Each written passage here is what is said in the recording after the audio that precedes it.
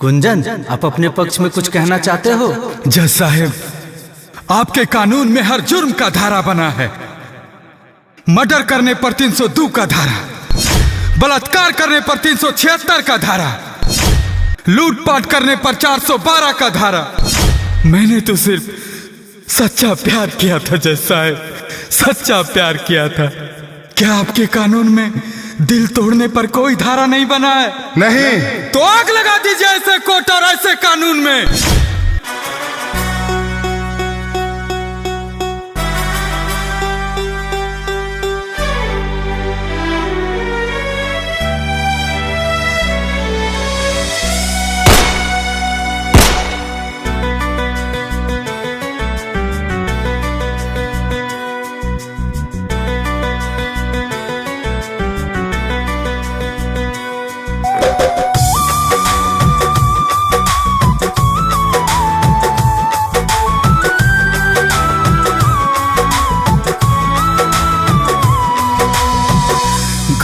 जवार इतना रिश्तेदारी, माई बाबू वैध के दर्द से उबारी।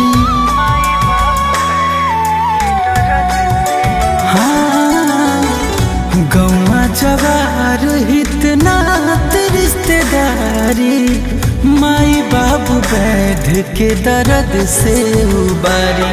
मारे यार जेके यहाँ के सहारा बनल बा, मारे यार जेके यहाँ के सहारा बनल बा।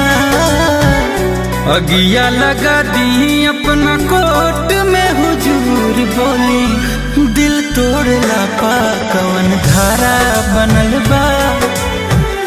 अगिया लगा दी अपना कोर्ट में हुजूर बोली, दिल तोड़ला पा कवन धारा बनल बा।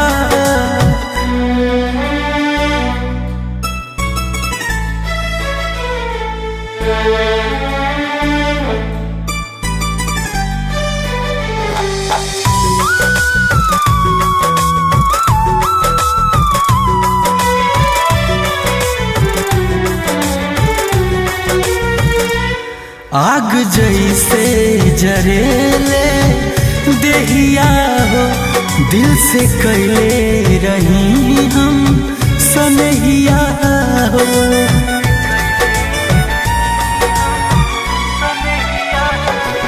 हाल जिंदगी के ऐसन भइल बा, जैसे धूप में उड़ेले रेहिया हो।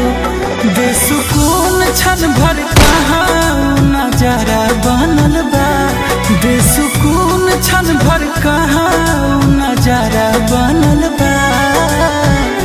अगिया लगा दी अपना कोर्ट में हुजूर बोली, दिल तोड़ला पा कवन धारा बनल बा। अगिया लगा दी अपना कोर्ट में हुजूर बोली, दिल तोड़ला पा कवन धारा बनल बा।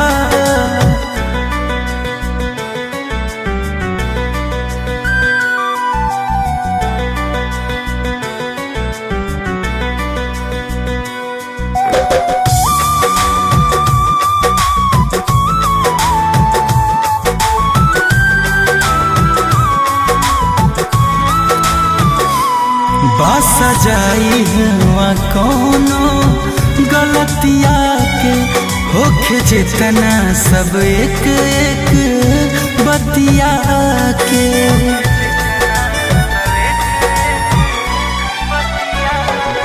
दोष ओकरा पे तनिको ना बाटे, हमर बाउर भइल हलतिया के। दिलवा टूट जाता के कर कब दोबारा बनल बा, दिलवा टूट जाता के कर कब दोबारा बनल बा।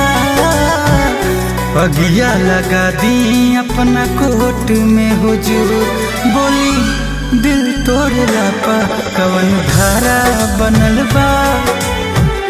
अगिया लगा दी अपना कोर्ट में हुजूर बोली, दिल तोड़ला पा कौन धारा बनल बा।